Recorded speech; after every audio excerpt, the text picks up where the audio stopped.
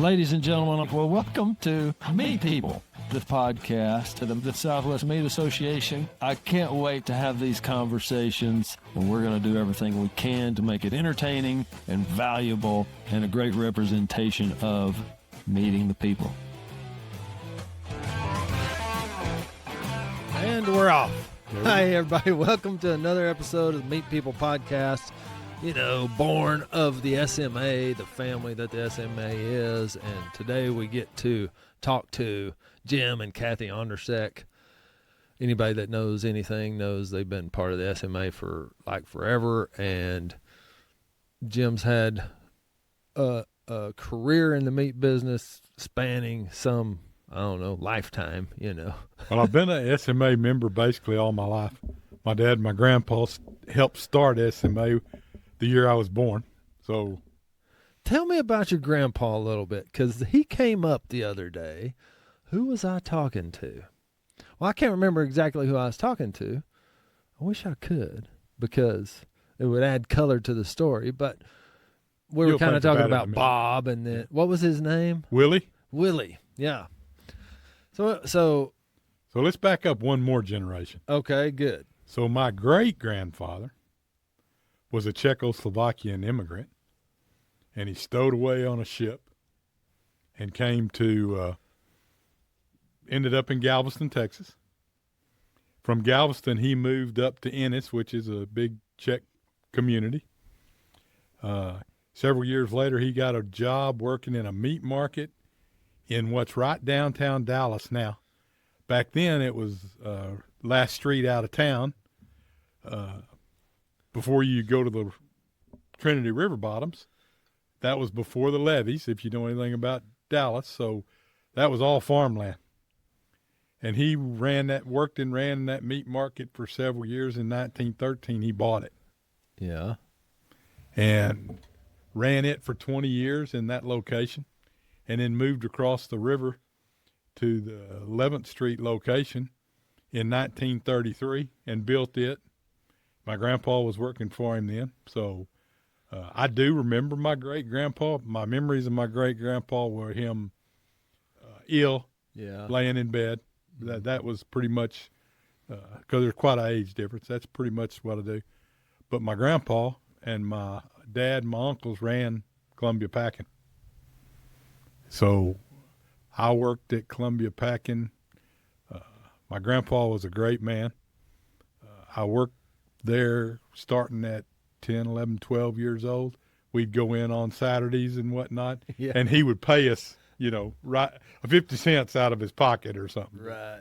But he expected you to work. Mm-hmm. It wasn't kids down there getting Coke money. I mean, he expected you to. Yeah. I mean, he knew you couldn't do the heavy lifting and whatnot, Sure.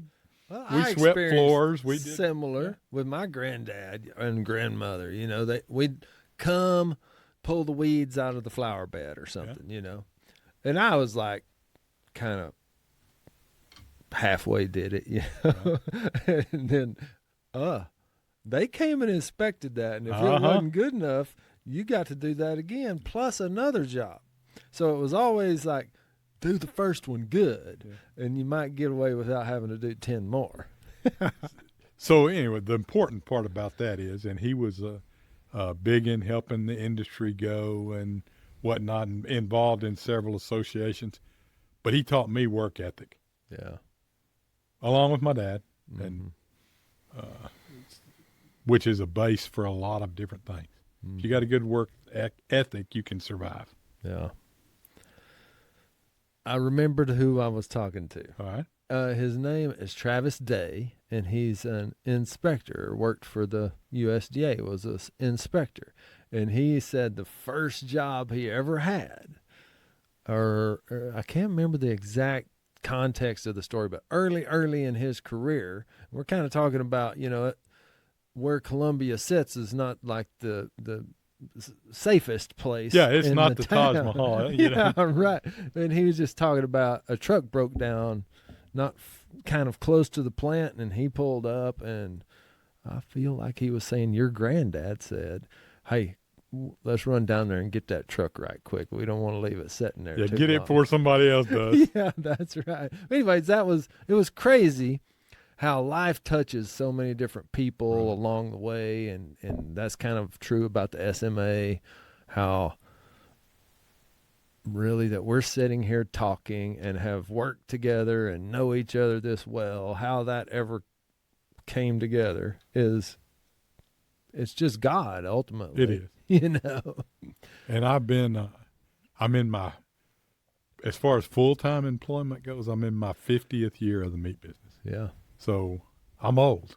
I don't know that it You're does. wise. I don't know You're if it wise. does anything but makes me older, but that's so that's something to be proud of, and you get to thinking about the legacy you're going to leave behind and what you know, how you've helped other people.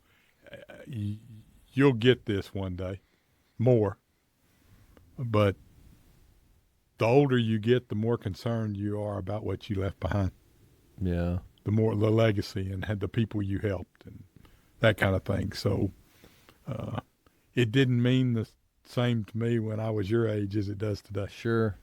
It's just something that grows on you, you know? Yeah. I don't know. It's just like the flipping of the years available probably and the years gone by and the difference in the length of those. And although none of us know the exact life we're going to live or how long it's going to be or any other thing, but you do start thinking, you know, I'm closer to the end of the runway than the start of the runway. And you do. And you start thinking, well, okay, you know, different things become important. Right. So, and I got thinking on the way down here about you and our relationship. Mm-hmm. And I'm not exactly sure when it started, simply because there was a man that traded livestock. You know him well, Bob Wright. Yeah. And he had a buying station here in Comanche. Yeah, it's now a metal yard. Yes. But yeah. For a long time, it right sat there behind kind of behind the feed store back down there. That's right. And Bob Wright and my dad were the best of friends and the biggest competitors. Yeah. And me and Cody used to go see Bob Wright, and he would always tell stories about Bob Ondrusek and you and your whole family. In fact, me and my brothers were actually pallbearers in Bob Wright's funeral. Yeah. Which meant a lot to all of us. But so likely we crossed paths somewhere in Comanche. Sure. Because we would come down. Yeah. My dad would buy hogs from Bob, and we'd come down here and whatnot, and we'd go to his place in Hamilton. So it's very likely we crossed paths somewhere early on. Before we really knew it. Yeah. Yeah. But then my dad and I would consult at Peterson's under the old regime. Back in, I can remember doing it as the mid to late 90s. Yeah. Because they were business guys, not necessarily meat guys. Yeah. And the all-natural business was such a new thing we were all having to learn. Mm-hmm. And then when, Cody went to work there, and Chad, my son, was doing an internship at college, and you and Cody took over, and you went to work for him, and next thing you know, Chad's there, and the consulting deal just kind of kept going. Getting more entangled. You know? And that's when we really got to know each other and got close. And I appreciate Do you know the whole story behind that, or how that, to me, really happened? We're making ham, or we've got this little bacon business. We kind of started with pigs, and now we've got ham and sausage. We're doing these things, but we really don't know what we're doing. I mean, we're just, Chad knew way more than any of the rest of us, just coming from the industry. Cody had been in it a year. I'd never been in it. Well, and we kind of needed some help with the books. So I got my mom to start coming over and helping us with the books. So she took a bite of the ham one day that we were making in the back, and she was like, "Oh, that's not very good." So real quick, we started calling you, saying, "Hey, or Chad, get with your dad.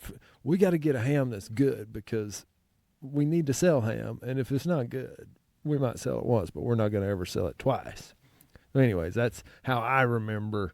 And a lot of the products were that way. Yeah, really appreciating your expertise. But we all had to learn together because there's so much difference in conventional product and the natural and what you can use and what you wanted to.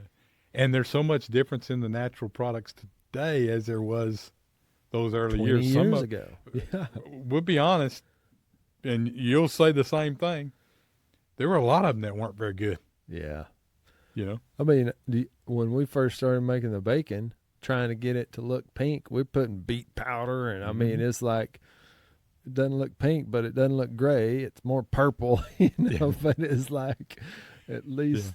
Yeah. So it's one thing to make it taste good, then you had to make it look good too, right? Right. Yeah. Which consumers are interesting in that way. It's like, it might taste just as good, but it doesn't look like they think it should. So they just don't pick it up. So you got to kind of navigate that somehow. Perfect example of that was when we tried to make jalapeno bacon, and we had that green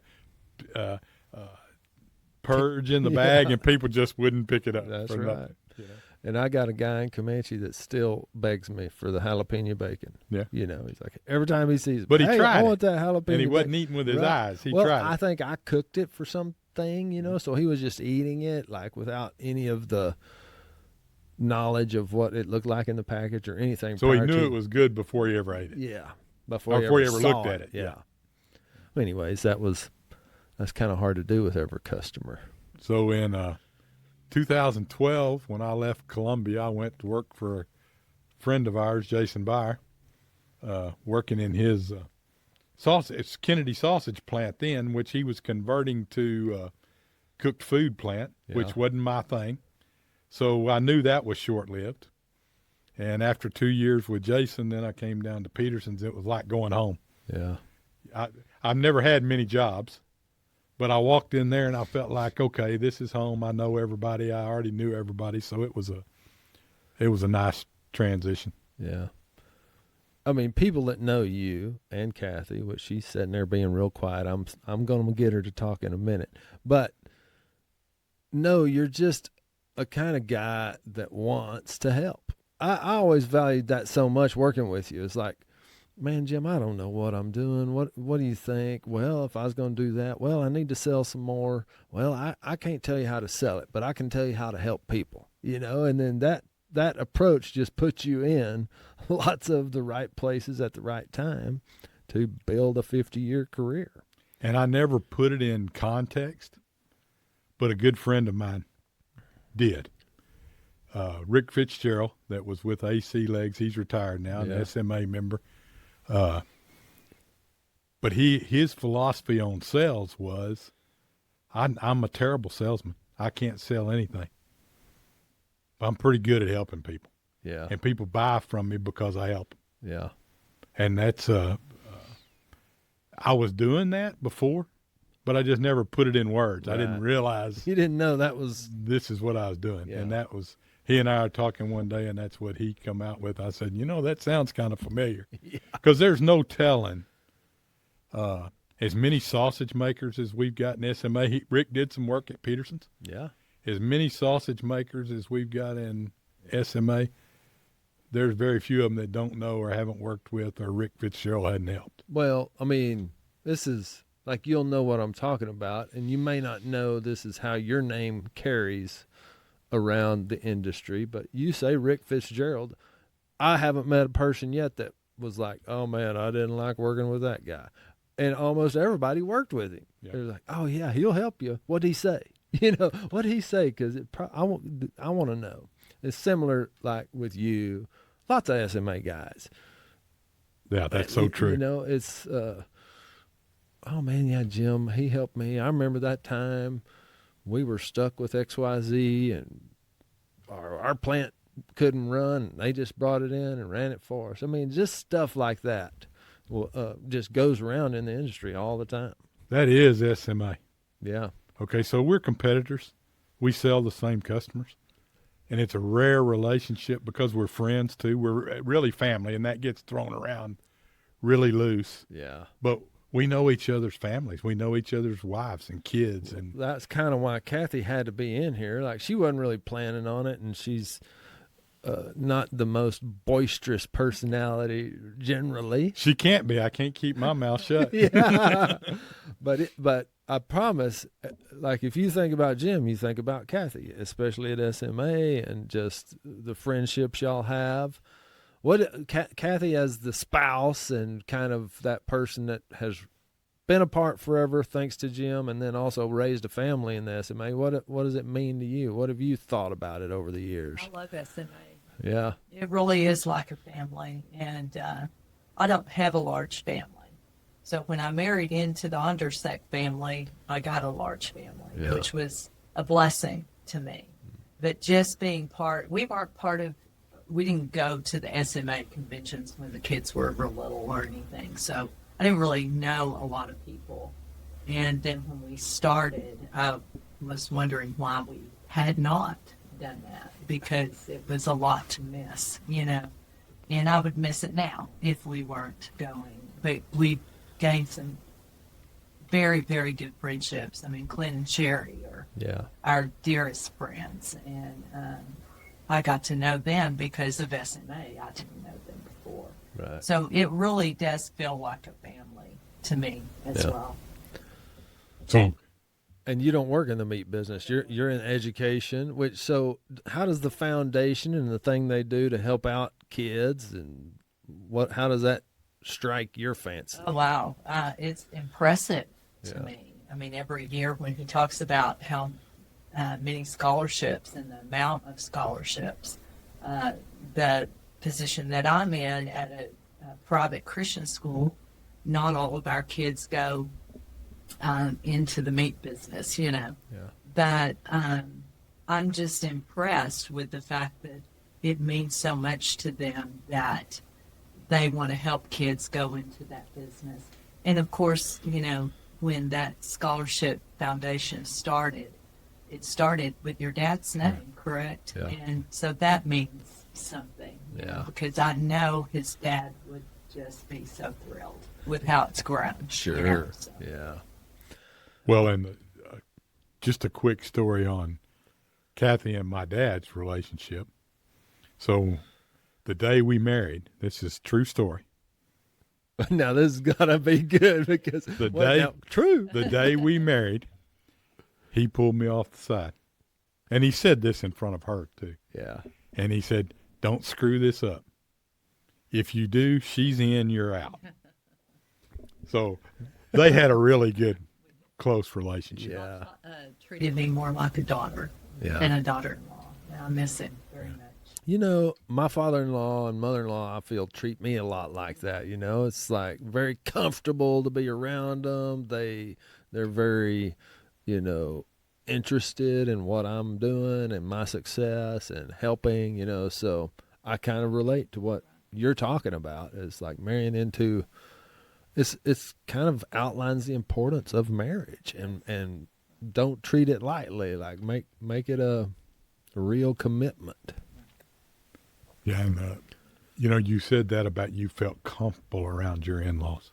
You felt wanted. You felt needed. Yeah. Is that not the way we feel about each other in SMA? I think so. Yeah. Yeah. As a longtime SMA partner, VersaCore Managed Pest Solutions provides commercial-only pest control servicing Texas and surrounding states. VersaCore's customized Audit Pro programs are GFSI compliant and meet the standards of every third-party auditing agency. Our team approach ensures your program is audit-ready at all times. Visit us at versacore.com for more information and to schedule your complimentary risk assessment. I mean, it dawned on me when you said that, There's Right. another place to go with this, I hope we have people that have not been part of SMA to the convention and that kind of thing. I know there's new people entering the meat business, starting a little butcher shop, trying to get a sausage brand going. wanting to be in the service of packing plants, etc., that hear this and say, you know what, I'm going to go check it out. I'm going to go to the mid-year conference. I'm going to go to the convention. I'm going to pay my dues and be a member and get the membership book, you know, so they can experience what we're talking about. Because it's hard to know it without experiencing it. Like me and Jim can talk about it all we want, but the guy over there in the corner is like, well, I don't know those guys. I mean, yeah, they know everybody, so it's easy for them. I didn't know everybody at one time. Cathey didn't know everybody at one time, but they just hug you up and bring you in as quick as they can. I mean, I've told the story a million times. I walked in, Dickie Mayer's like, hey, how you doing? Mm-hmm. And I'll just never forget that. You've done it. And everybody's. Yeah. The whole association's that way. That's right. And I think the important part to that person you were talking to, that person out here in space that may be watching this, you can join. You can come to the meetings. You want the advantage of it, you got to get involved. Yeah. It'll give you back way more than you ever put in, but you'll get nothing if you don't put anything in. Writing a check doesn't help you any. That's right. Well, I mean, that's just the truth about life. Like, are you going to get engaged and be a part of your life, or are you going to watch it kind of go by? You know, it's business or anything. I mean, my story immediately or in the last 3 months is losing my job, thinking about what am I going to do next. And SMA, like the members of SMA, just reach out. We, you know, I did an episode with Cody. He's talking about like, hey, this SMA family, they're worried about us. Are we okay? Are you and me still friends? All this kind of stuff. We're like, yeah, we're good. You know, it's a change, but I'm just not worried too much about it. It's like, okay, I've already got contacts who are in the business that I'm familiar with, and we'll find something. So I think it's valuable for people to kind of hear that story too. It's like, and your faith. Mm-hmm. So you and Cody have been together virtually forever. Yeah. And so a little bobble or a little trouble in life, it wasn't going to separate the two of y'all. Yeah. But we share the same faith, and we're not separated from the Lord either. True. You know, and we have that background. So even when I left Colombian, it was not a smooth, amicable, nice. Not smooth. Little, yeah. And it's gotten much better. Right. It's not gotten much better. But it was my faith that got me through. And the fact that early on, and you've probably experienced this in your recent things that went on. Early on, I realized it does nobody any good to talk bad, to fight back, to whatever. All it does is destroy a relationship. Yeah. Even more. Yeah. And I think that's a very important life lesson, not just business lesson. That's a life lesson. I can't remember exactly. I was talking to somebody, which I say this all the time, and I kind of wish I wouldn't say, well, I was talking to somebody. You know, well, who's the somebody? It could just be your brain. Well, you're like me. You talk to everybody, so it's hard to keep up with who said what, right? But they're kind of said a thing I thought was really good, or it stuck with me. If you haven't had hard times, you don't really appreciate the good times. That's true. So, like, you're just going to need some hard times. So, or, you know, you need some lean times. You need some times in your business when you got to borrow money or you got to find, you know, so when you hit that smoother patch, you're like, man, I like this. This is nice. You know, it's like, let me see if I can stay here for a little bit. I mean, even with just health or getting a hip replaced, all that kind of stuff. This life, this journey kind of gets you set up to handle that stuff, because none of it's just something you want to do, but you know you can get through it, and next thing you know, wow, this is more enjoyable. SMA helps people do that. I mean, you just talked about Glenn and Sherry. You know, there's so many. the Ruffs. I'm thinking Ed. I'm thinking Englet. You know, it's like, I think so. We're kind of an interesting couple to be sitting here because my heroes are like you. You know, like your generation. Your heroes in the SMA may have been some people I don't really know very well or didn't get a chance to know. I'm not sure I ever met Bob. I think Cody did. I know Cody I did. don't think I ever did for whatever reason. You know, I probably worked at Peterson's. He is still around. So I started like, when did he pass away? 2. Okay, so I was kind of coming along like late in 01, so. And for several years prior to that, his health was bad, and he Yeah. wasn't getting around. And yeah, and we used to. So SMA story, and this will this tells you something about the people in SMA. So in the mid '80s, I don't remember exactly what year it was, we had a fire at Columbia that started in the electrical room.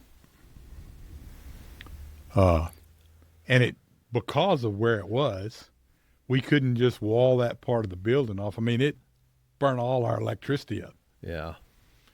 So, of course, the word got out to SMA members before the fire was even out. And we couldn't stay off the phone wanting to know how they would help. Yeah. And I remember L&H Packing Company, which is Shirlene now, and Danny Janeka at J Bar B. Yeah. All of a sudden, all these trailers started pulling up and getting dropped in our lot. Yeah. So we have some place to put our product. Right. And several of the members sent people over to help us. Yeah.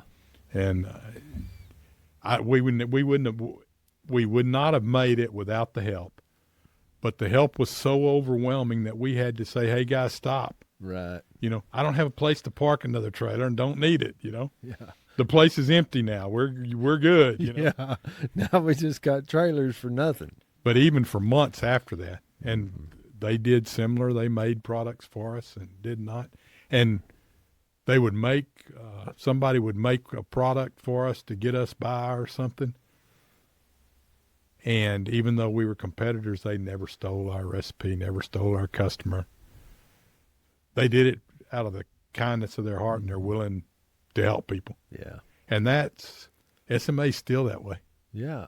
And you feel like the world's a little less that way. Like if Right. you're just looking out there at the landscape, it feels like that's hard to find.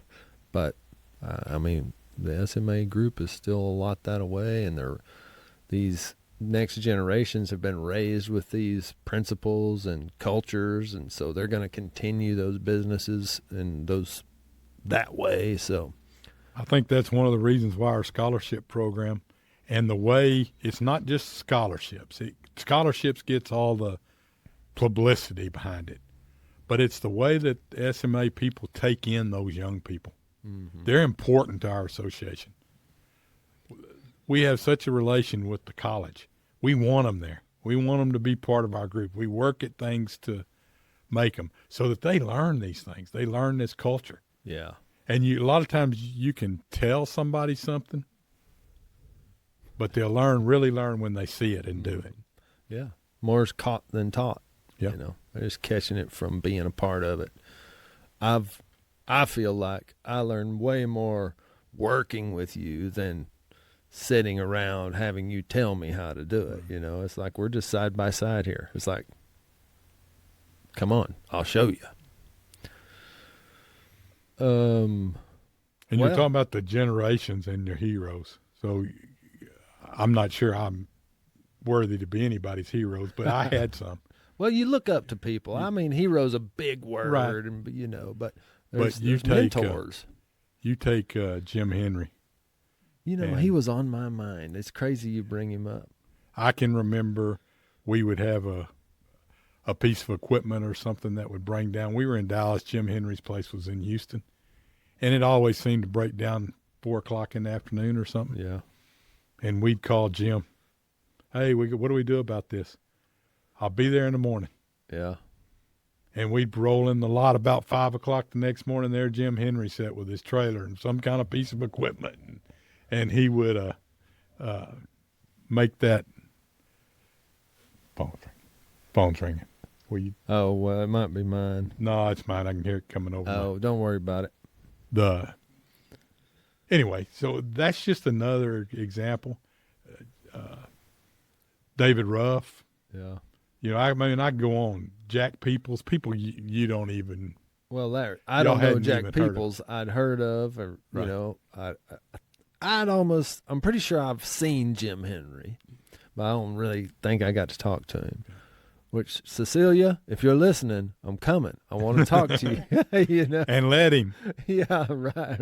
Cecilia and I are like brother and sister. Yeah. Well, I got a hold of her, and they're interested in doing it. It was just kind of a bad time of year, right in the middle of their super busy season. So we'll get hooked up one time or another. But I'm looking forward to that because she's kind of another one of those names that you bring up, and everybody's like, "Oh yeah, have you got to meet her? Have you talked to her?" So I'm excited to introduce her to. And you already the listeners. Did with Danny Janeka. Yep, talked to Danny. He's been really good to me. Yeah. Oh, he was so fun. He was so fun to talk to, and just, you know, kind of mischievous, kind of, you know, an outside of the box thinker, all these kind of things. I really enjoy it. Yeah.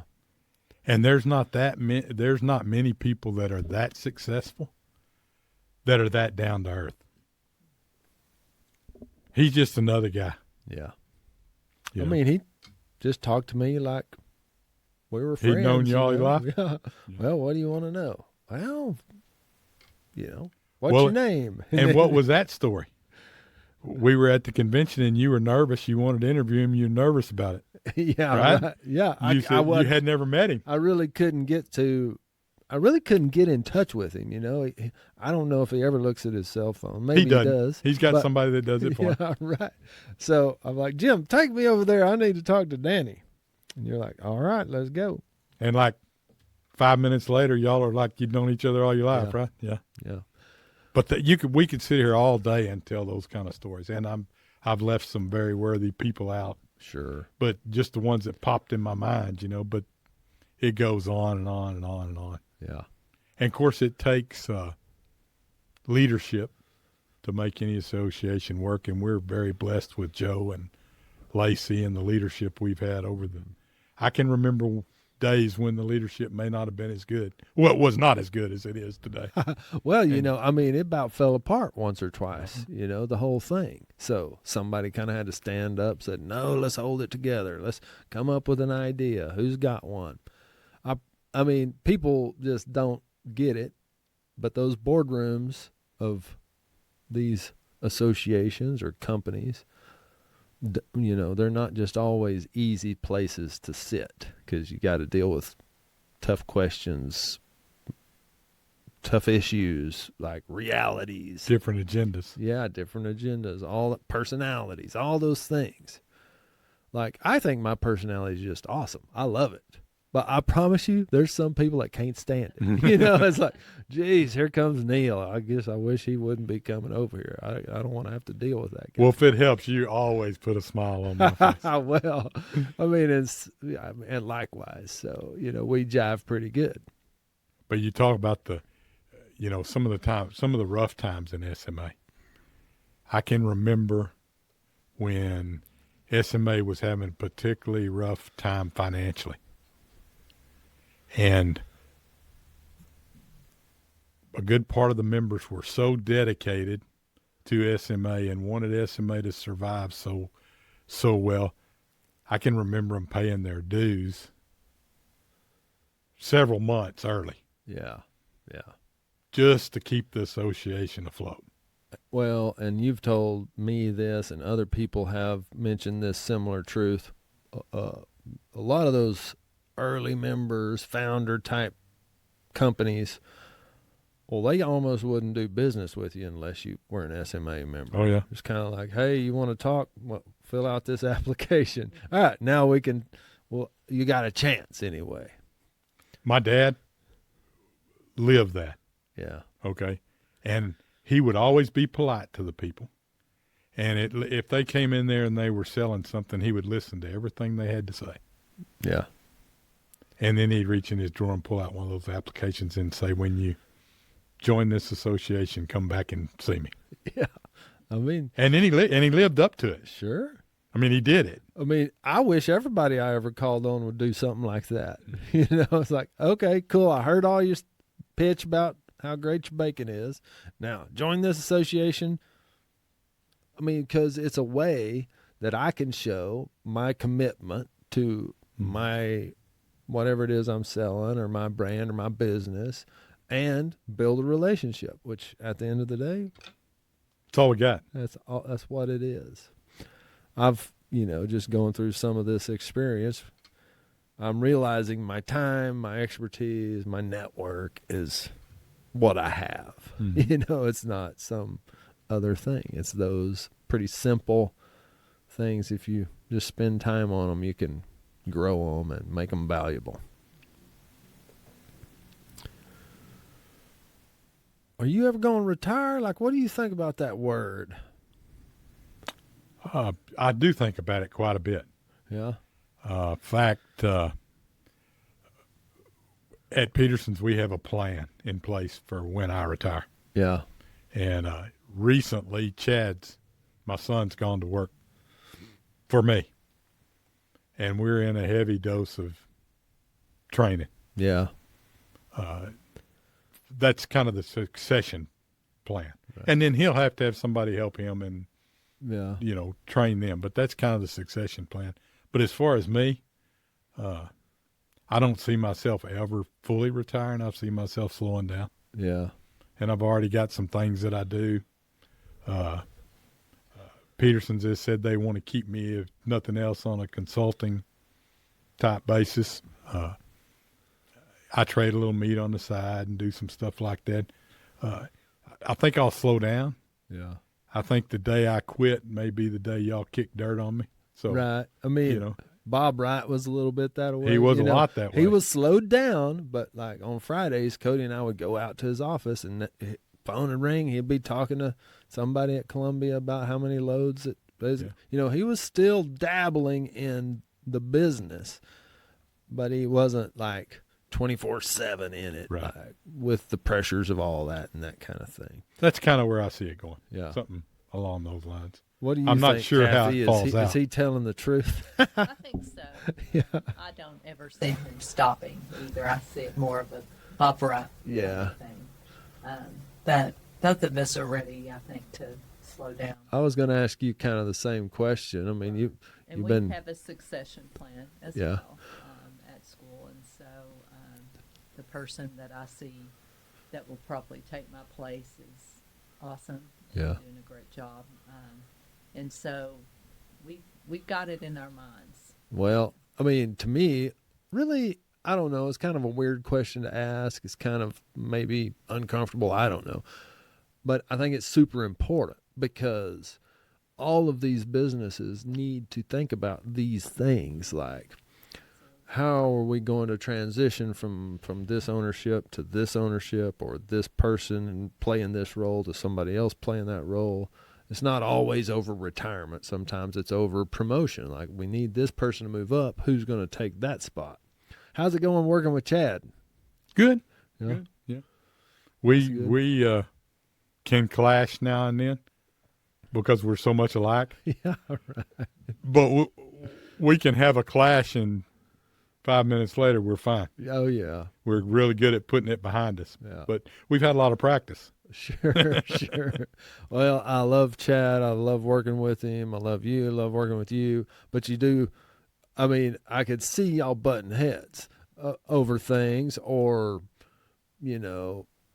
I think every father and son does in some ways. It's like dad kind of just wants to say, do it like this. And son's like, well, I already did it the other way, and that's how I want to do it, sometimes. He says he's learned a lot from Chad. We've experienced that both ways. Right. So, yes, I'm sure he's learning some things from me, maybe not all of them good, but he's learning some things from me. But at the same time, I've learned some things from him, if nothing else, the questions he asks or the perspective he's at or something makes me rethink something that I've done the same way for 100 years. Sure. Our relationship was always interesting because, I'd email him or text him or call him like, hey, I think we got this order coming, or this customer's wanting this thing, which mostly meant I already told them we could do it. Now can we? No, not mostly. Now can you help me figure out how to pull it off? So he got pretty, like, hey, did you think about this? He had a pretty good list in his brain of the stuff Neil's going to forget. Well, there's one more side to that story. Yeah. He would call me now and then and say, you can't believe what Neil's done this time. That's right. How are we going to fix it? Yeah. And that was the one thing and I think this goes hand in hand with any kind of sales production relationship. They see things different. Salesperson sees that end goal of selling that product. Mm-hmm. That production guy sees all the questions on how do we do that? Efficiency, pains of change, all those things. Yeah. It's so it takes all personalities and all types, And, as just the luck or the path God set me on is I got to be a part of production really before I got into sales, I mean, I don't know what I'm going to do. Back then, I'm riding you did horses everything and stuff, I'm like, I didn't think I was going to be in this kind of career. That's just maybe a little shout out to the listeners. Like, be encouraged. You may not know where you're going to end up, but it'll probably be great. Probably be a lot of fun. I get people all the time that I'm going off on a rabbit trail here, but will see the picture of you and Cody on our website and all your cowboy gear, Yeah. And people will ask me, how did they look like that? I said, they live like that. Yeah. They're more comfortable on a horse than they are driving a car or working behind a computer. They're way more comfortable on the horse. And it, especially people that aren't from an agricultural background, they kind of have a hard time understanding that. They see movie cowboys. Well, I think we were a bit of a conundrum in the way that, like, we're selling bacon, but really if you come visit Peterson's, you're probably going to go brand calves or ride a horse. Well, we used to do that. Oh, yeah. That was some of the most fun memories I have is, just doing whatever it could to generate an experience for people. And it's fun. Which SMA does that. I mean, these conventions, wherever you go, it's an experience that is memorable. And that kind of makes for that tight bond. I had another question. What was it? I'm running blank. Anyways, we could talk forever and all day, and there's more stories where that come from, folks. So come to the SMA, look Jim up and say, hey, tell me a story. And we'd be glad to see you, and thank y'all for coming. It's our pleasure. Sitting here talking to me and being a part of the podcast for the SMA. And if you're listening, thanks for listening this long. And go listen to the next one. Join the SMA. Come see us. Appreciate you.